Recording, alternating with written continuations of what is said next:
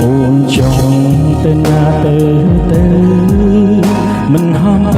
មិនផុតផ្លូវមនុស្សក្បត់មនុស្សល្មិចមិនច្រើនមិនចេះចង់ទួងយល់សោះក៏មិនចង់ឃើញមុខ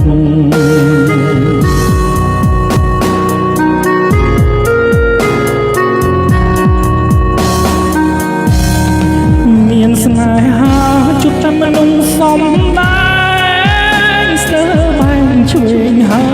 យខ្ញុំមិនចង់យំដោយសារមនុស្សក្បត់ទេលើលោកនេះមនុស្សស្មោះទៅណាអឬក៏នៅមនុស្សចេះតែក្បត់ស្នេហ៍មិនចង់ជួបទេខ្លាចហើយរឿងស្នេហ៍ជួបមនុស្សសំដែង